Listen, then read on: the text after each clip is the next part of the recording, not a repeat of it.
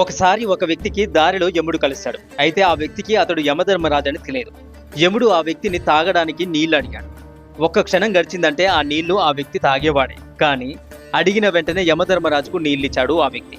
నీళ్లు తాగిన తర్వాత యమధర్మరాజు ఆ వ్యక్తితో ఇలా అన్నాడు: నేను నీ ప్రాణాలు తీయడానికి వచ్చిన యముడిని, కానీ నీవు నాకు తాగడానికి నీళ్ళిచ్చి నా దప్పికను తీర్చావు.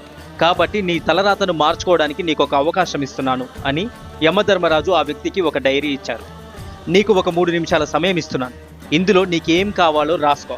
అది ఖచ్చితంగా జరిగి తీరుతుంది. కానీ గుర్తుంచుకో, నీ సమయం కేవలం 3 నిమిషాలు మాత్రమే. ఆ వ్యక్తి డైరీ తీసుకొని ఓపెన్ చేశాడు. మొదటి పేజీలోనిది చదివాడు.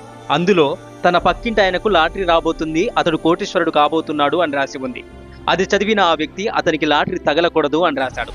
ఆ తర్వాత పేజీ చదివాడు. అందులో తన స్నేహితుడికి ఎన్నికలలో గెలిచి మంత్రి పదవి రాబోతుంది అని రాసి ఉంది. అది చదివి అతడు ఓడిపోవాలి అని రాశాడు.